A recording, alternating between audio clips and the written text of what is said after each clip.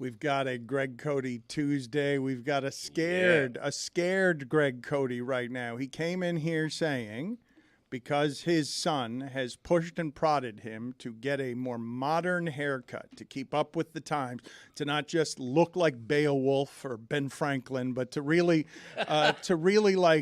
modernize his hair. And we have decided, and this is dangerous, I'm a little bit scared about this. It's not just that we're getting an expert barber. It's that we're getting a specific type of, I'm assuming, Miami Latin barber, Tony's barber, and that barber will cut you up crisp, and there is the risk that Greg Cody, approaching near 70, will have an age-inappropriate haircut of trying too hard, because this is, Tony, your barber. Your barber is Latin cliche barber. That's right. He went to my wedding, cut me up at my wedding. This is a personal friend of mine, my personal barber, Greg. I love that you're here and trusting him to give you a modern haircut. Well, Tony, I'm trusting you to rein in your barber because I don't know this gentleman. I can't rein him in. Okay, that scares me. We're going to do this in a couple of hours. We're going to do it live here in the studio. He cut you up at your wedding? That's right. He went to my wedding. Really? And cut me up there, yeah. Amazing. Can we get a better phrase for a haircut than cut you up? Billy, why were you rolling your eyes at Tony and his barber? Well, because Tony then told me, like, oh, he's going to cut up Greg, and then he's going to give me a haircut. I'm like, wait a minute. Hold on a second. It sounds like you just booked your barber to get a free haircut on the company after this. I pay him. What do you pay for a haircut, Tony? Is that an indelicate question? Wait, what does Greg pay for a haircut? I typically pay $15, and if I like the haircut, it's a $5, generous $5 tip, rounded up to 20. Right. If I don't like the haircut, it's a quick $18. It's a quick $3 tip. We're in, just because I've had this conversation with Tony before, we're in a dangerous situation, and I'm kind of wondering how people feel about this moving forward, because Tony has gone to his, and correct me if I'm wrong, Tony has gone to his barber for a very long time, correct? Yes. So, Tony paid a price for the barber when he started going there and has not changed the price that he pays as time has gone on over like 10 years or something like that. Maybe longer, maybe like 15 years. So, Tony is paying the price of a haircut from 15 years ago because this is his guy. But he's really not taking care of his guy because he's paying him 15 years ago prices. Put it on the poll at Le Batard Show. If your barber hasn't raised his rates in 15 years, is it incumbent upon you to raise his rates for him? No, because here's what I believe, and we can ask his barber. Actually, let's not talk to his barber because I feel like we know where that's going to go.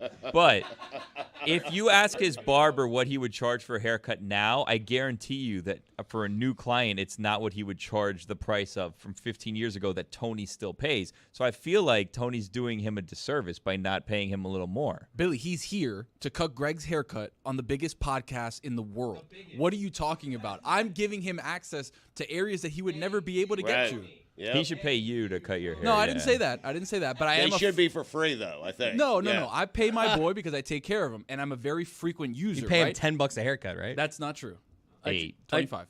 I just checked my wallet because I'm nervous right now that that I'm going to be expected to tip this guy on top of whatever Tony has paid him. Well, you should give him something for his efforts. How scared are you right now? And, Lucy, what are your thoughts on how scared he should be in this situation? He came in really nervous. We talked about it a little bit. I gave him tips for hair growth in case it goes wrong. Rosemary oil is a big difference. So even if it goes bad, which it's not going to, fingers crossed. Right. Yeah.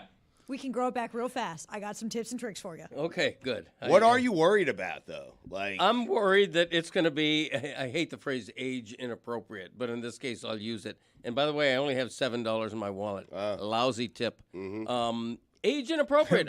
Bigger than your average haircut tip. Right. That's true. Your most $5 if he likes splendiferous it. tip is Yeah. $5 Right. is what you said. if he likes it. Dad, This guy ain't supercuts either. Dad, I want you to type into your computer right now, faux hawk.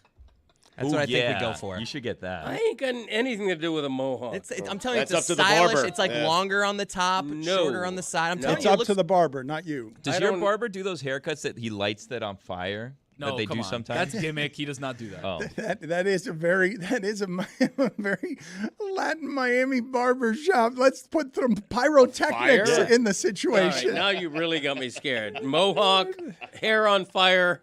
I don't have enough hair to put on fire, and this is what worries me. I don't have enough hair for a mohawk. Just give me a businessman. Billy, haircut, correct please. me, please, if I'm wrong, because I believe that in you and Tony, we're talking about two different Miami barber experiences. I assume that. I may have it wrong. Are you and he built the same when it comes to visiting the Miami barber, or do you have the same barber that you've had since you were 6 years old? No, so I had a situation where I did go to Styles and Cuts on Bird Road on 97th Avenue since I was a little kid. And then I stopped going there, and then I went back. Greg, you would love this place.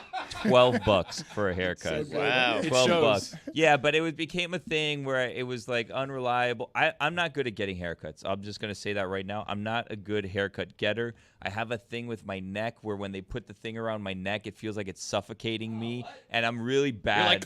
Yeah, no, I like start getting like anxiety when I'm getting a haircut, and I'd like sometimes start hyperventilating. I feel like it's suffocating me. Like, I'm not good at getting haircuts. I'll tell you that right now. And then Tony actually showed me this app where I could go and I could book my haircut, because before I would be like a bum where I would just basically go and I'd wait in line and see who it is that was available. So I didn't have a dedicated barber. I had a shop, but not a barber. And then, like, unfortunately, because of the fact of the location that I was going to on Bird and 97, Styles and Cuts, $12, a lot of the barbers, you know, were going on to greener pastures and the great above. So I eventually had to say, you know what, I think I need a younger barber here, that I have some sort of dependability on this situation. Roy, why are you laughing? The great above, huh? Well, yeah, I mean, they, you know, what do you want me The to upper do? room? Yeah. Did you answer my question? Well, no. So Tony like a put gym. me. Tony put me in touch with. I guess he didn't put me in touch, but he told me about this app where I can go and do it. And Tony, I've sent him pictures of my barber shop and my barber, and he's in disbelief of where it is that I go to get these things. The done. beautiful thing about Billy sent me the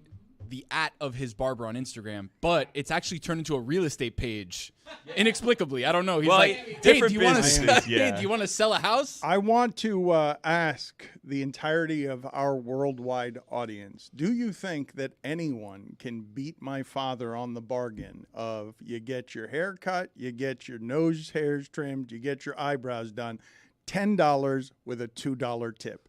Do you think anyone in our worldwide audience can get a better bargain than the one my father gets on his haircut? Me, for free, because I cut my own hair. Wow. Attaboy. You tip yourself? You Right. did. Yeah, I treat myself all right. You did get me there, Roy. The $10 is a bargain, but the $2, I'm certain the barber is upset by the $2 tip. 20%. It is. That's a big tip. Go, Poppy, go. My father always calls it 20%, not $2. That's how you do it. How do you play? Billy, I wanted to ask you about something last night because, as we mentioned, and we just glossed over it yesterday, the Marlins had been 4-19 in the last 23 games against the Braves, dragged regularly by 7-10 runs, just crushed. And then at the most important time of the season, they sweep the Braves. And then last night, the Mets come in. And I did not think in 2023 we would have a fair ball, foul ball controversy.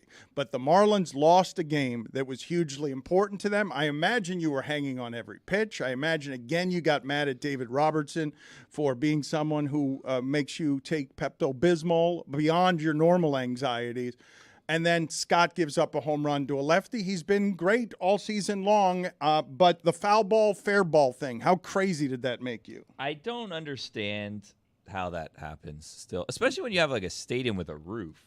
Why can't you just have the foul pole go all the way up to the roof, and then you don't have a situation where it can go over the foul pole, which is what happened, and then you have no idea where the ball is. And by the way, when I was watching replays and stuff, like, I couldn't see the ball some of the time. Like, it was way up there. I understand why it was a difficult call to make, but also the balls, I guess, have chips in them now because you know where the ball is at all times. And then when you see on the internet right after that this ball stayed in fair territory the entire time, I don't understand why that's something that the can't Marlins be. lost a game because the technology was not right on what should have been a home run. Yes or no? well, they lost the game because the umpires were wrong on whether it was fair or foul. But the technology seems to exist where, in soccer you have VAR. In tennis you have that thing where everybody's looking up at the screen and then all of a sudden you just see like a shadow of So where dramatic, the ball went. yeah. Oh, my God. It's the best thing in sports. Yes. The best thing in sports. But in baseball, you You're have the saying that. Wait a minute. You're saying the best thing in sports Yes. is the shadow that tells you whether a tennis ball is in or out on the Yeah, line. 100%. Love it. Right. Yeah, Everyone's yeah, clapping. yeah. They're making noises. It's They're waiting for perfect. the outcome. But if we It's do great. it, yeah. it does stand to reason, though, if we have that technology, we shouldn't just have a bunch of old guys gathered around and saying, "Hey, Ed," squinting up, "did you think it was fair or foul? They played 150 games this season. We're going to decide the wild card by half a game. What do you think? Fair or foul, Ed?" Well, Ed had been drinking before the game as well. Also, like the position of Oh, What'd you do to Ed? Ed's alcoholic. Wow. I mean, Throw away all journalistic credibility and get reckless. Here is something we like to call reckless speculation. You're good. we're talking about umpires here. Come on. what's your speculation? The speculation is that the umpire may have had a couple of nips before the game, on the hooch. which may have impaired his judgment or fine-tuned it for the better. Put it on the poll, please. Older phrase for drinking.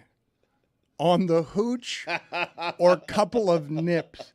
I've never heard either of those. Yeah, well, you shouldn't have. haven't been used since the Billy is 50s. somehow older than Greg Cody. It's hard to do. On the hooch, which I'm pretty sure hasn't been used since Prohibition. Since people were moonshining. I love it. I regret saying a couple of nips. I'm officially retiring that phrase. Okay, thanks for not Why? bringing any attention to it. Okay. Okay, excellent work. they You know also- what? Go sit on the therapy couch. Get out of here. Oh, Get out no. of here. Just get out of here. I'll Greg leave that therapy couch after my haircut, not now. Go. That's not a choice you get to make. Go. Get out of here. Go. where is Thank it? you. It's right outside. It's the only couch that we have out there. Billy, but were you mad because the game? That's obviously an important game. The Mets aren't playing for anything, and the Marlins just played very well against the Dodgers and the Braves. Well, that's the thing. Like, you looked at the schedule of the wild card, or the teams remaining in the wild card hunt, and the Marlins had the toughest schedule out of everyone. And they've succeeded against the harder opponents. So looking forward, you're like, wow, they may actually do this. They have the Mets coming up. They have the Pirates coming up. They have very winnable games coming up. They may be able to hang on and make it into the playoffs. And then to have a call like that cost you in a game that you could easily win, it's frustrating. Stugotz, with like a dozen games left, okay? Among the wild card teams, the Marlins have the worst run differential among all the teams that are competing. They are overachieving for what they should be because they win an extraordinary number of one-run games. Them and Cincinnati are both minus 38. And so what you have is a team that is improbable. Those are one of the best things that we have in sports. Yes. When somebody can surprise you, and they're now doing it patchwork, right? Because Soler is coming off of injury, and they need him. And Sandy Is is trying saying, to force "I'll be his way ready. back, I'll be ready which- for the playoffs. If there are playoffs, I'll be ready for the playoffs." And they'd be in the playoffs already if he were a fraction of what it is that he was last year. But he has not been. He's been a very average pitcher in all of the categories that matter, Stugotz, while having the highest average velocity on pitches that he throws in the big leagues. Nobody throws harder than that person every time he throws. And they've done it in spite of the reigning Cy Young winner being thoroughly mediocre by all of the metrics. And they lose a game last night at home against a feeble, greatest embarrassment in the sport, Mets team. And they lose it because the umps got it wrong. And I remember saying earlier this year that Angel Hernandez was actually having a good season as an umpire. He wasn't involved in this game, but I just marvel at how it is that the officiating, when we have all the technology in tennis to show you a shadow that's in or out, that last night there were calls in that game outside the strike zone. The umpire was consistent there. But Angel Hernandez was having a good season. But last night he had his worst game, or not last night, last week, he He had his worst game in like 2 years. He missed 16 calls in a game. Well, he He wasn't a base umpire. He's behind the plate. Charting umps, huh? He had one of those against the Marlins also, so much so that they wrote an article about it. I do think, though, that, Dan, the internet fooled you on that because the reason he was having a good season is because he wasn't having a bad season. He wasn't missing calls, and it's because he had back surgery. So he missed about half the season, I think, with a back injury. So it's not that he was having a good season. It's that he wasn't out there messing things up, so no one was noticing that he wasn't around. Smaller sample size. Fair enough, but he has returned and is now again. Oh, he's back. By metrics, he is again the worst umpire. Making up for lost time. He's Steve Martin also. Oh, sorry. Are you proud of him as a Cuban? No, he's a blight on my people. No. Angel Hernandez is in. That's a little rough. I mean, if you're not really. You kind of want to have the best or the worst of something, right? Like, no in between. Like, have the best umpire, have the worst umpire. I mean, he's the only one that I associate by name in refereeing or umpiring with terrible judgment. He is the Stugotz and Amin of umpire. Just Thank you. bad judgment. You weren't heartbroken, though? Like, what's your investment level? Because you've gone in and out. I don't have time for this. I can't invest in this team. My passions here are something that I can't stretch any thinner. I've got to be at home. I've got to be attentive to my kids, to my family. And here they are playing meaningful games late into the night. And Billy, the time's not great. I wish that they would change that time up a little bit. I mean, they're not going to change it for me. If they already have changed it for you. They've sped up the game. They start at 6:40 all the time. How much earlier do you want it to be? Well, now I'm in a situation where it's like right at the bad time. You know what I mean? Because like 6:40 is, bed, bath, and dinner time. So like, yeah, lot beyond. to do Exactly inside right. the house. Exactly Yeah, right. And now, while I love the game is a lot faster, it also takes just about that amount of time to do all those things. So, like, I can catch the start of the game, and then I can catch, like, the 8th inning. I was just about to go into a beautiful soliloquy about, not only Billy was talking about the foul poles, but that extends to the uprights in football. They need to go infinitely up. And the but Le Batard. He's not entirely wrong about that. I think Adam Carolla does a bit where he's like, just go, it's $1 billion sport. Go get some PCP pipe. PVC, yeah. PVC, excuse me. Yeah, that is a fine. That's yeah. a totally different pipe. Yeah, different pipe. Totally different pipe, Jesus. Dano. $5. Wow, that's a bad one. Oh. And yesterday, by the way, it was Miggs in the cell next to Hannibal Lecter who was masturbating in Silence of the Lambs. It was not Anthony Hopkins. Hannibal Lecter. I'm going to be sitting there, and he's going to subject me to a faux hawk, and I can't do the faux hawk thing. It's ridiculous. I'm a grown man. I need an age-appropriate haircut, and I'm going to be subjected to just something bizarre. I don't know what's going to happen. His hair right now. Did he just, after burying the original deck shoes, did he go out and buy a replica pair of 1980 deck shoes to replace the ones that he has actually buried in his backyard? They look used also. I think he likes the He likes the used look, though. Exactly, yeah. Those are new, though. They are new, but what he did is he bought a replica of the same 1980s deck shoes that he wore. You got to respect the deck shoes. I mean, it's the all-American How footwear. can he hear you in therapy? I mean, it's like, in the past, I don't know that he's talking about the deck shoes now, but just in the past, from what I understand, I mean, I'm here I need a service animal. I got a service shark. I'm hugging it because I'm so anxiety-ridden. Do you guys ever wish that you bought double of the same thing because you like the product so much that when it's gone, you're like, I wish I would have bought that? You have? I have bought. Like, there's certain Nike shirts that they go out of style and they don't sell them again. So I'll buy 2 or 3 of the same pairs just to have them. I read the other day what Michael Jordan makes per day from Nike. Oh, boy. Tell me. Per day. You want to guess? You want to take some guesses of what it is that Michael Jordan, $3 million. 365. I'll take a guess. I'll say $722 I a think day. like 280 is a good number. 722. You got it exactly right, Stugotz. Whoa! You're amazing. You're amazing at the game. I can't believe it. Congratulations. You have perfected the game. I'm so proud of you. It is $700,000 a day. What? That Michael Jordan makes, reportedly. I kind of thought it was going to be more. Does he get PTO? That feels low to you? You mean more than 300? I'm working for free. I can't help. Michael Jordan, he's making a lot of money. I'm guessing. Again, I don't know they were talking about that, but I can't get anything from this show. I'm sitting on a couch here. They don't even have the budget to get a leather couch. I'm sitting on a cloth couch. I'm sorry that my shoes seem to be offending people, but how can he hear the show out there? He's weird. supposed to be in therapy, separated from the show, He's talking, just in tune with the talking show. He to knows. his therapist is what he's supposed to be doing, not doing show while he's out there. I wanted to ask you something, Stugotz, and go ahead and bring him in from the therapy couch because I want to bring our Miami Herald, Miami Dolphins expert in to navigate this part of this discussion because it makes an appearance every time, and I really don't know how to handle some of this stuff. Like Deshaun Watson is out there last night, and once Nick Chubb goes down, basically the only reason to watch either of those football games is TJ Watt. There's no other reason to watch anything else that's happening out there. Gambling. Yeah. And Deshaun Watson is getting an amount of guaranteed money that is staggering. They gave draft picks up for him as well. And I don't know when the right time is to talk about just Deshaun Watson's performance and not play word association with his alleged crimes.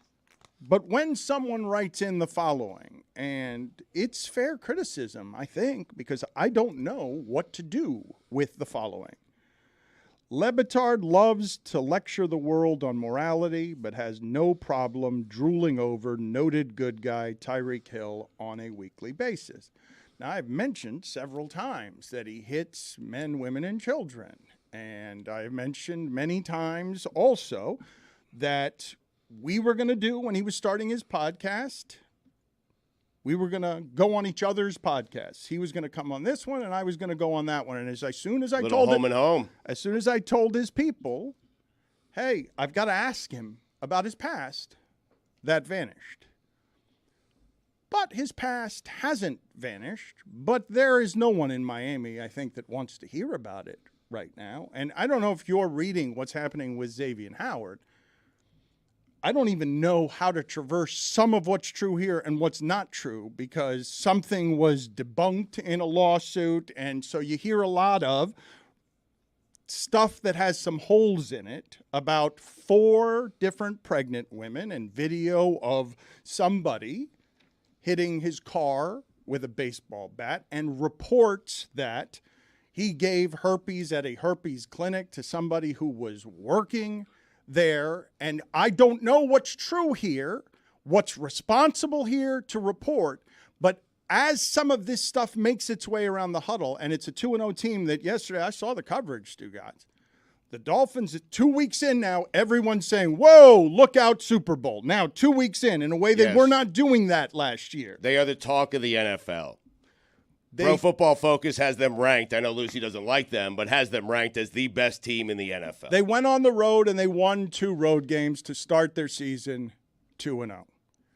And they beat the Chargers and they beat the Patriots, which I don't believe are the cream of the league. Like we all know, the last 5 AFC championship games have gone through one place, and that's why the Chiefs changed his contract yesterday. They want to make sure that dude is happy and making as much guaranteed money as anyone, that no one passes him, because he's the thing that matters the most in that conference, in that sport.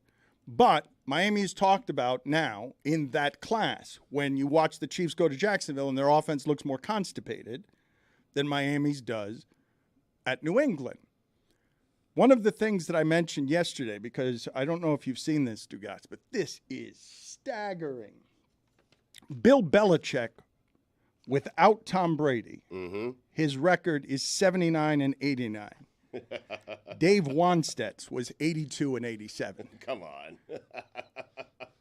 Belichick's record without Brady is worse than Wanstedt.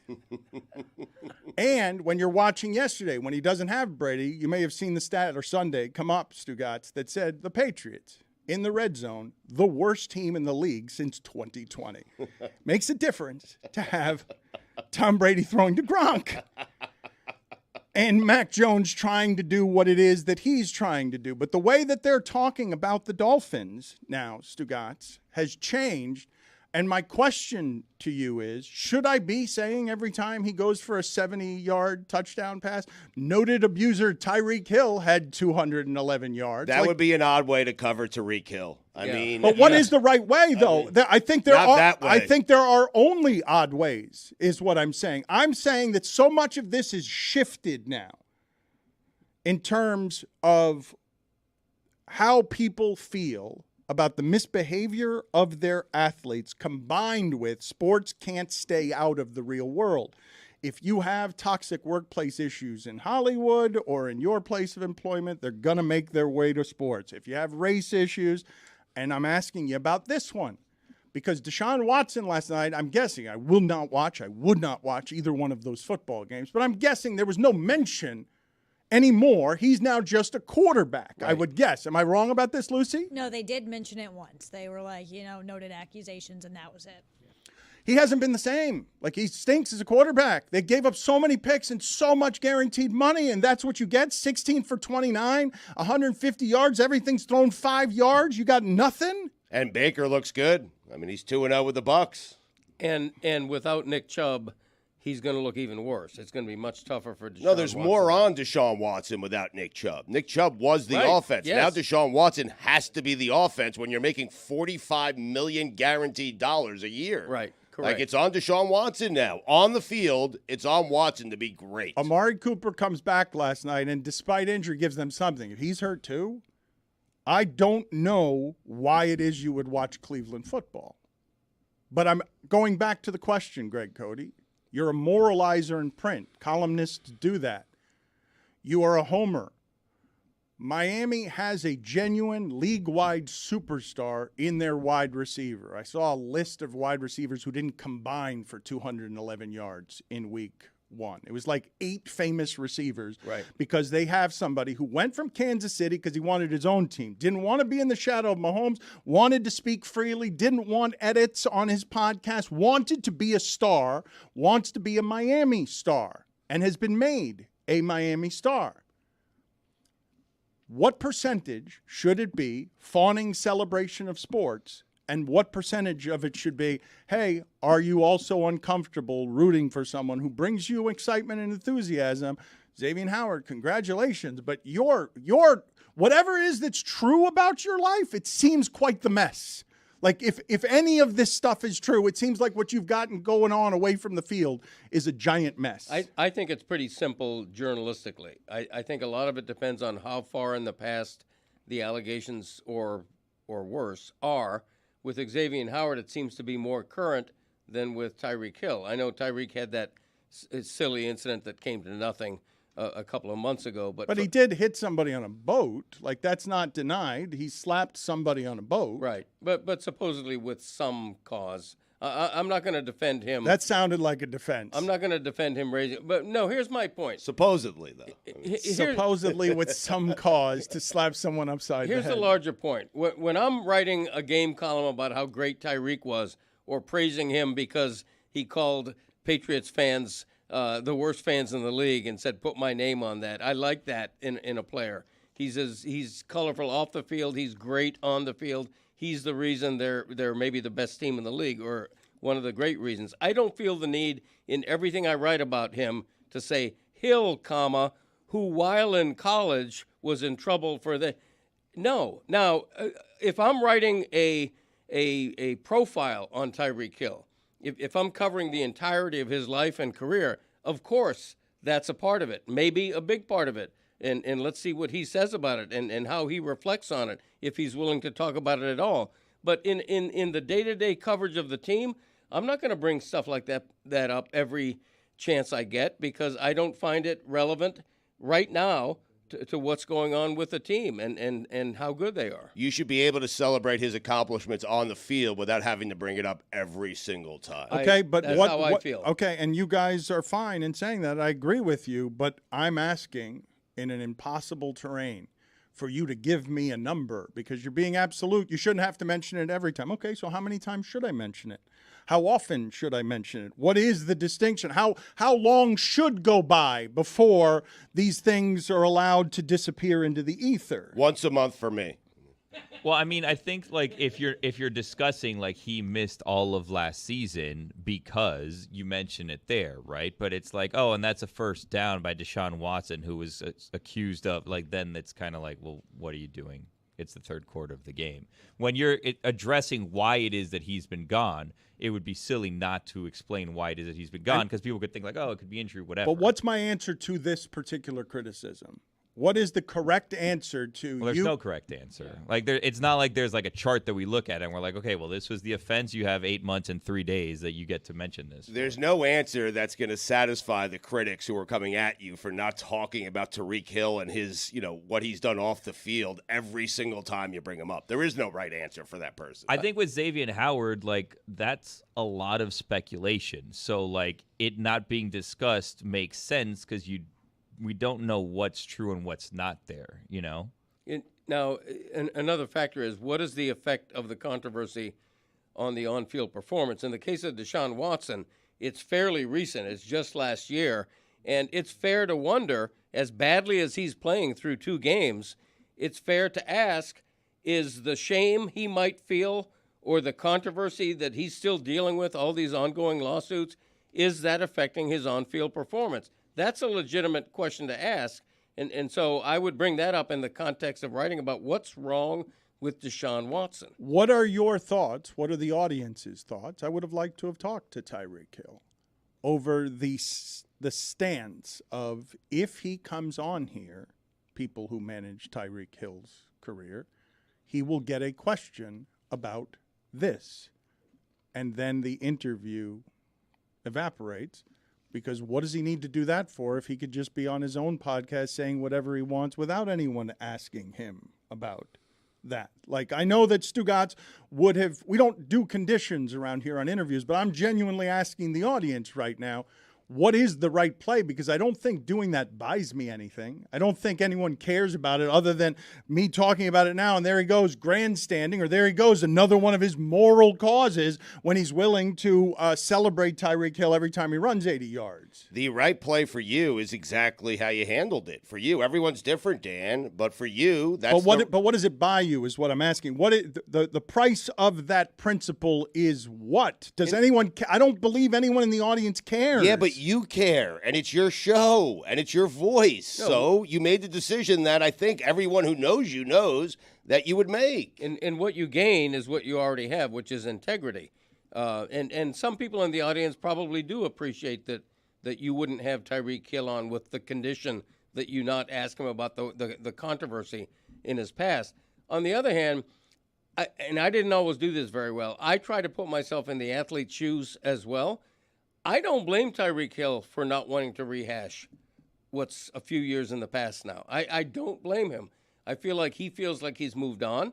I think he's got the right to move on, and pending any current rehash of what's caused his problems in the first place, I don't think it should be forgotten, but I don't think it needs to be regurgitated every time he's talked about. But Greg, I also don't blame Dan for wanting or for not wanting stipulations on whatever the agreement was. No, that speaks well. I don't blame him at all. Yeah, right. Yeah. Neither of you are necessarily wrong in that instance, right? Because you have the standard that you want to set and you want to uphold, but also like him and his people's job is to put him in a position to succeed. So, like, if anyone here had some sort of controversy and they were going out to promote a book or whatever, you'd be like, we're just going to talk about this. We're not going to talk about that. And, with the way that the media is now and with the fact that he has his own podcast, he doesn't need to go on one specific thing. He can pick and choose where he goes. But this is my point, or what I would say to you, that, yes, we can both not be wrong, but only one of us is being penalized.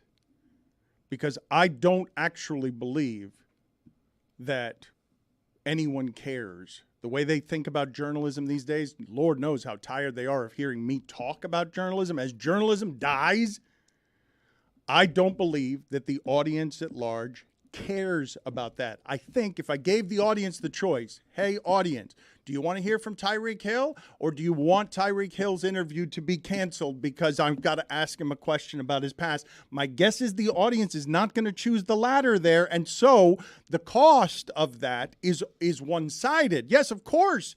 I would be, if I were him or his handlers, yes, please only put me in places where I look good. That's their job. But in like that, I mean, it's a larger discussion, but this is having a company. You know what I mean? Like, you decide what you want the standard to be. And if you want to uphold integrity in, your journalism in the company, whatever, then you can take a stand and say, we're not going to talk to XYZ people unless we can be completely transparent.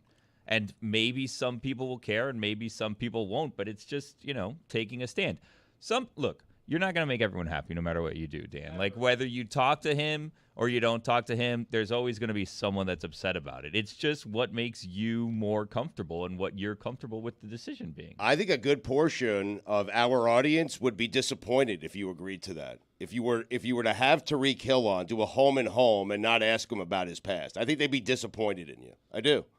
A large portion of the audience. I also think it's context matters here, though. If it's a South Beach Sessions where famously you talk about personal stuff and deep stuff, of course you have to get into the entirety of it. If you have him on for 10, 15 minutes to talk about the Dolphin game last week, I don't know that it's something that has to be brought up. Another quick example, because there's a million examples across sports. Mike McDaniel over the summer acknowledged that he's had alcoholism problems and that he's working very hard to get past those. If I'm doing a big profile on Mike McDaniel, that's a big issue. That's a big part of his life. If I'm just writing a game column, I don't need to go, McDaniel, who over the summer admitted a bout with alcoholism. It just depends on the context for me. Can you play the sound for me, please, of Tyreek Hill talking about Patriots fans? On a Sunday night. Oh, it felt tremendous, man. Those fans are, some of the worst fans in the NFL, and I'm gonna stand on that, man, because they are real nasty, and some of the things that they were saying wasn't, I wouldn't say in church. So it felt great to wave goodbye to the fans, and I'll do it again. Bye. A Patriots fan actually had, I think they're calling it a medical emergency that ended in death at the hospital. The Patriot fan experience, when you go into that place, Tyreek Hill is volunteering to you. Like, nobody asked him about what is that fan base, how do you feel about that fan base. He's volunteering that. And I just want to ask you guys, and I tried to do this yesterday, when you are that dominant, you know how unreasonable Heat fans are here, because 2010 through 2014 spoiled everyone in Miami. Now make it 5 times as long as that, where you're dominating football and you feel like everyone's coming after you on every Spygate situation because it is the world against you. And Bill Belichick looks up from the sidelines in what used to be dynastic, looks at opposing sideline when he used to have Brady and he could beat you with his guys no matter who was on the other sideline. And he looks back on his life and he says, and now I can't stop Van Ginkel. And now I've got no answers for Van Ginkel. I'll block a field goal in a way you've never seen a field goal block because I've got to win in the margins creatively. But Van Ginkel, where did that guy come from? Because on the screen you don't see awesome. him. It is so funny, Tony. Sideline. It is so funny that when that got blocked, I'm like, where'd that guy come from? Was he on the sidelines? Was he late getting into the game? How did they do that? And it's because they put a defensive player in motion to block a kick. If the Patriots had won that game, if that had been returned for a touchdown, we would be talking about Belichick's genius. Instead, you're 0-2. You can't stop Van Ginkel, and I've seen your son. You promoted him to linebacker coach. What are you doing?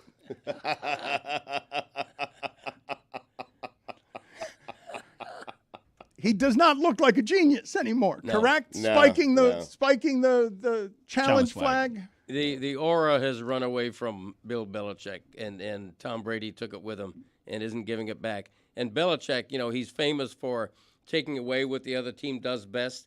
he sort of did that. Tyreek Hill had 5 catches for 40 yards. So what happens?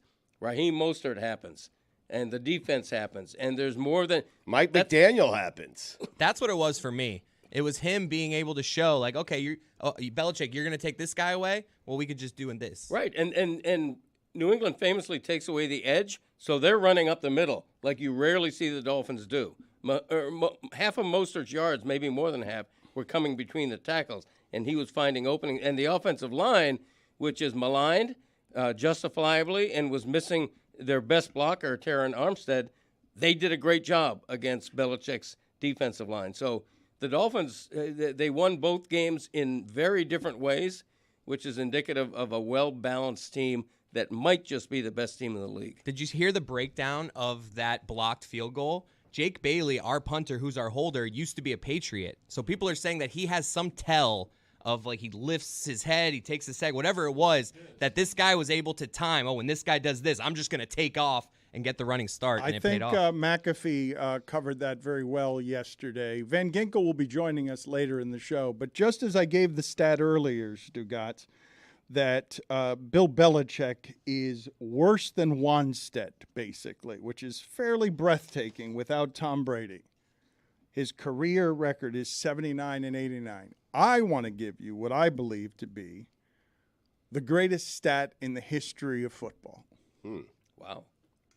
Which is that Tom Brady never took a single snap in a professional football game in which his team was mathematically eliminated from the playoffs. What? That's crazy. Really? Not one snap in one game did he ever take where his team didn't have a chance to make the playoffs still. Hard to believe. It really is. But is it, though? But No, it is. But, It is, but yes, I know. That's why I called it the greatest stat in the history of football. But also not that hard to believe because it's him and because he was always in that conversation. I hope that people appreciate, not just in Miami, what the Patriots did to the AFC East for 20 years. Like all other dynasties pale in the modern era to what they did to the AFC East, which wasn't just always winning it, but always getting the bye that would get them to the Super Bowl because they had 2 home games because they were so much better. Stugotz, every night you're watching football, it's a 3-point game. Saints, Panthers, they're all close. Right. All these games are close for 20 years for nobody to challenge the Patriots in a reasonable way. Wow. It's an insanity. Well, what? I mean, the Dolphins had that one year with Pennington, right? I mean, It's 20 years of in a sport rich in parity, rules forcing everyone to be equal. no, you're right. They were always 2 home games away from making it to the Super Bowl. 2 home victories away from making it to the every year. But what I'm telling you, Stugotz, for people who thought it was overly negative, that I should simply be celebrating that they beat New England in New England, I found it funny and boring that game was decided by inches here and there. Belichick challenging for an inch on a spot. Gesicki flipping it very smartly to his offensive lineman. It's a game of inches, who Dan. doesn't get there by an inch. The idea that they're wrestling this alligator that lives now at the bottom of the division. For the Dolphins to be able to be in a conversation where I'm not scared of Belichick. Before that game, I say the Dolphins should be favored. When the Dolphins are winning throughout, I'm saying is something weird Dolphin-y going to happen here, but I'm not saying the Patriots are going to strangle the Dolphins here. I'm saying, are the Dolphins maybe going to be poorly coached? No, I don't think so. Is their quarterback going to do something dumb? He dropped the snap, but I trust them. This is a totally different thing around here. We didn't have it last year. Buffalo's still the standard in the division because of what they've done the last couple of years. But the idea that I would be watching them play the Patriots and the king and his throne don't matter to me anymore. But, Dan, what you feared was Tom Brady. Who fears a coach? No one's fearing Mike McDaniel. What they're fearing is Tua, Tyreek Hill, and Waddle. There's no one else in the league. Stugotz, if you give me a coach, I would say to you, please give me the one thing Belichick has, which is he takes away the one thing you want to do. He takes it away every time. Right, and he took it away, and the Dolphins still won. I The one thing he had was Tom Brady. But yes, and so What I'm marveling at is that over the last 20 years of dominance, them married together, they had all the winnings in all of the margins because their coach was going to do stuff like that to you. And when you fumbled that snap late, you were losing. Man, Stugotz, when people compare Tua and Herbert, have you seen this stat? Chris Cody said yesterday the Chargers are annoying. Here's why they're annoying. I said I hate them, but yeah. Right. But You lost the bet on them. No, but yes, you said you hate them, but you also said they're annoying because they should be better. Why aren't they better? This is one of the reasons they aren't better.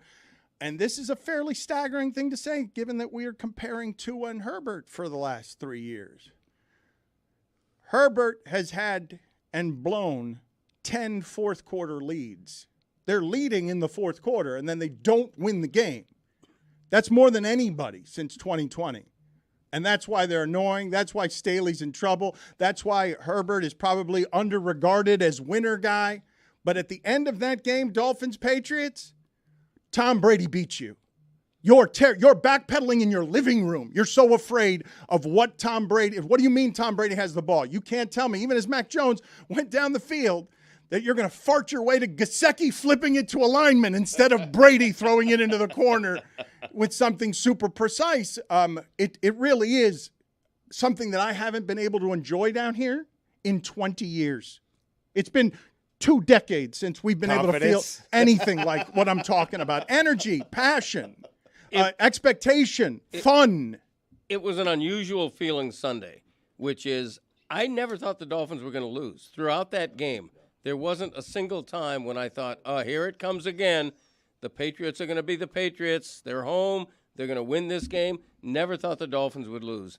And they're going to beat Denver. I'm not sure, but I'm not sure that that's true. I'm thinking if I go next to him on the fumble on Tua and on the Sanders block, I think I might have found plenty of Dolphins. I'm with Greg. fans. I never felt for a second the Dolphins were going to lose that game. Now, if Tom Brady were playing, I would have went into it thinking the Dolphins were going to lose that game, and they would have. Yeah, and Mac Jones isn't terrible, unlike Zach Wilson. He's not terrible. Yeah. No, but I'm with my dad. Mac Jones hasn't been terrible these first 2 weeks. And their defense, by the way, Belichick still has the defense. And they could finish a 500. They could be a 9-7 team. I don't think they will be, but they could be 9-8 rather. Keep forgetting about that extra game. It's annoying. Greg, really Chris said last week that he doesn't think that the Dolphins are going to lose on U.S. soil until Thanksgiving. Do you agree with that? At Buffalo, October 1st. Right. Litmus test. What channel's that on? Whoa, wait a minute. A litmus test. Wait a test minute. game. Wait a minute. Litmus Correct. test. Greg Cody, Yep. I love who that. soon will have an age-inappropriate haircut. He better not. Hold on a second. He has announced to America Correct. that in October, the Dolphins are playing a litmus test game. Yes. Yeah. Thank you. It's At on Buffalo. CBS, Yeah. which Chris said they won't lose on CBS until December. Right. So. I need to back away from the microphone. What does a litmus test look like? I'm Like, glad is it I a didn't say that a word. Scantron? Like what? No, it's a like strip of little paper. strip. It's a strip of That you, like, paper. pee You on? dip it in Right. something. It's Yeah. supposed to turn a certain Yeah, color. like a Let's pregnancy see if test. it's acidic Yeah. or basic. Yeah. Like Yeah, a pregnancy exactly, yeah. test? Science 101. That can't be right. Is it Not like a litmus? Litmus. Yes. Try and spell it. LITMUS. Try and Nah, I'm good. spell Like it. Christmas, but lit. sorry. lit. I mean, No, you that's got it out not before you it. said it, Dan. Thank you, Roy. No, Thanks, Roy. it's just in You're welcome, keeping Greg. with him not listening to anything we're doing around here. What'd you say? I didn't hear you. I have in front of me something from Roger Sherman, who writes the following. Who? Roger Sherman. Raj. Is it Richard? Or? A Bills game, the most recent Bill game. In addition, this is from WBEN News Radio 9:30 a.m. in Buffalo. In addition to the 29-year-old drinking ahead of the Bills game, he was also under the influence of LSD, cocaine, and marijuana. Officials say they recovered the individual at approximately 30 to 40 feet below the surface. The fire company and AMS assisted in the recovery of the individual who fell in the hole at the stadium construction site. Sheriff John Garcia says this was a very isolated incident, and it took about 20 minutes to get the man out of the hole and to the hospital. Sheriff Garcia says many people at the scene watched the male take his clothes off and cover himself in human feces at a porta potty on site. What? There's a lot there. Bills fans, is what's there. Bills fans have been in that feces-covered hole for these same 20 years, right, with the Dolphins. And the Jets. What are you covering your hands and your head for? Because This is a new and unimproved Dan Le Batard Show with the Stugotz. Gamble on by DraftKings.